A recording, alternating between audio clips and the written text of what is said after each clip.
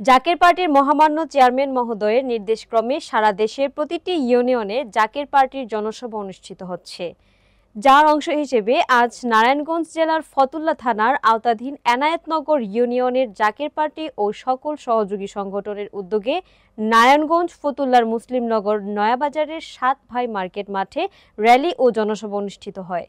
সুমন ইসলামের তথ্যচিত্রে বিস্তারিত জানাচ্ছেন সিথি জান্নাত।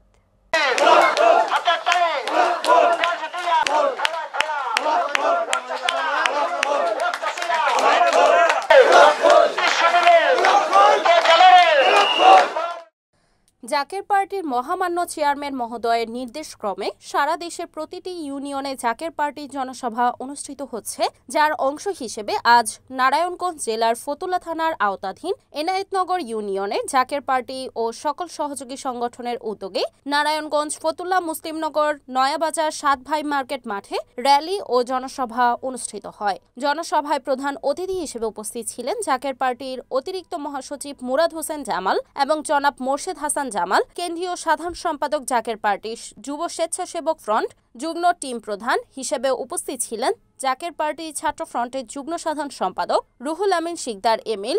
বিশেষ অতিথি হিসেবে উপস্থিত ছিলেন নারায়ণগঞ্জ জেলার জাকের পার্টি যুগ্ম সাংগঠনিক সম্পাদক SM ফারুক আলম, যুগ্ম সাংগঠনিক সম্পাদক মনোয়ার হোসেন মন্টু, নারায়ণগঞ্জ জেলা জাকের পার্টির সদস্য শাহিন আহমেদ ও হাবিবুর রহমান এবং জাকের পার্টি মহিলা ও ছাত্রী ফ্রন্ট সহ সকল সহযোগী সংগঠনের জেলা সভাপতিবৃন্দ।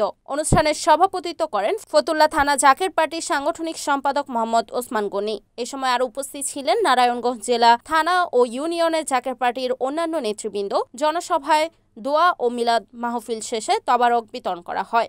নির্বাচন হয়েছে, একটা নির্বাচন গণতান্ত্রিক উপায়ে নির্বাচন অনুষ্ঠিত হয় নাই। আমরা দেখতে পেয়েছি কিভাবে ভোট চুরির মাধ্যমে নির্বাচন করা হয়, কিভাবে এজেন্টদেরকে বের করে দেওয়া হয়, কিভাবে নির্বাচনের নামে এই দেশে স্বৈর শাসন প্রতিষ্ঠা করা হয়। সেই স্বৈর শাসনকে প্রতিহত করার লক্ষ্যে এই দেশের আপামর জনসাধারণের প্রত্যেকটা মানুষের মুখে অর্থনৈতিকভাবে হাসি ফোটানোর লক্ষ্যে জাকের পার্টির মহামান্য চেয়ারম্যান মহোদয় দিন রাত ২৪ ঘন্টা নিরলস পরিশ্রম করে যাচ্ছে। এই দেশের মানুষকে যদি বাঁচাইতে হয়, বাংলার গণতন্ত্রকে যদি পুনরুদ্ধার করতে হয়, এই দেশে একটা মাত্র প্ল্যাটফর্ম আছে, যে প্ল্যাটফর্মের নাম হচ্ছে জাকের পার্টি, অন্য কোনো পথ খোলা হয়। কারণ জাকের পার্টি আত্মমানবতার সেবায় নিয়োজিত। জাকের পার্টি একটি কল্যাণ রাষ্ট্র গঠন করার জন্য ব্রত করেছে। আমরা আমার জাকের পার্টি সর্বপ্রথম উদ্দেশ্য হচ্ছে প্রথমে সোনার মানুষ হও, তারপর এই দেশকে সোনার বাংলা করব। জাকের পার্টির মহামান্য চেয়ারম্যান মহোদয় স্পষ্টভাবে বলেছে যে এই দেশে অর্থনৈতিক ভাবে যদি মুক্ত না হয়, এই দেশে যতক্ষণ পর্যন্ত সুশাসন প্রতিষ্ঠা না হবে, এই দেশে 18 কোটি মানুষের মুখে যতক্ষণ পর্যন্ত তৃপ্তির হাসি না আসবে, ততক্ষণ পর্যন্ত জাকের পার্টির 3 কোটি শুভনাধ্যায়ী, 3 কোটি সদস্য এবং 11-21 লক্ষ সদস্য, 21 লক্ষ নেতাকর্মী আমরা দলে দিব না। এই দেশের মানুষের উন্নয়ন হবে কিভাবে? চরিত্রের পরিবর্তন নাই। মানুষের মনুষ্যত্ব বোধ জাগ্রত করার জন্য আজকে জাকের পার্টি।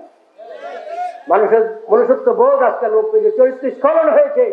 মানুষের ভিতরে প্রেম প্রীতি ভালোবাসা আদব লেহাজ বলতে কিছু নাই। মানুষের ভিতরে মনুষ্যত্ব বোধ নাই, মানুষের ভিতরে সরলতা বিশ্বাস নাই, আর এদেশের মানুষের কোনো নিরাপত্তাও নাই। এই নিরাপত্তা বিধান করবে একমাত্র জাকের পার্টি। এত সুন্দর বাড়ি ঘর, এত সুন্দর রাস্তা, অথচ পানির জন্য মানুষ বের হতে পারে না, পানির জন্য মানুষ ঘর থেকে বের হতে পারে না, কাজে কর্মে যেতে পারে না, ছোট ছোট বাচ্চাগুলি স্কুলে যেতে পারে না। আজকে কি অবস্থা, দুরবস্থা হয়েছে। উন্নয়নের নামে অনেক অর্থ পাচার হয়েছে, লক্ষ লক্ষ কোটি কোটি টাকা বিদেশ পাচার হয়েছে। এদেশের জনগণের রক্তের উপর পাড়া দিয়ে ক্ষমতার স্বাদ গ্রহণ করেছে। এদেশের জনগণের অর্থ তারা লুটপাট করে তারা নিয়ে গেছে, কিন্তু জনগণের ভাগ্যের উন্নয়ন কোনোদিনও হয় নাই। যখন বাজেট বরাদ্দ হয়, 8 লক্ষ কোটি টাকার বাজেট এদেশে বরাদ্দ হয়েছে। বাংলাদেশের ইতিহাসে সবচেয়ে বড় বাজেট। একটা জেলায় 10টা যদি থানা থাকে, উপজেলা থাকে, তাহলে 1000 কোটি টাকা প্রতি জেলায় ইউনিয়নে উপজেলায় আসে। তাহলে একটা উপজেলায় যদি 1000 কোটি টাকা বছরে আসে, তাহলে প্রত্যেকটা জেলায়, প্রত্যেকটা উপজেলায় বড় বড় হসপিটাল করা যায়, এখনো হসপিটালের মতো। অথচ এখানে চিকিৎসার কোনো ব্যবস্থা নাই, শিক্ষার কোনো ব্যবস্থা নাই। এমন ভাবে নিরাপত্তা বিধান করবে জাকের পার্টি, ঘরের দরজা খুলে ঘুমাবে, নিশ্চিন্তে ঘুমাবে, তার ঘরের মধ্যে একটা পোকা মাকড়ও ঢুকবে না।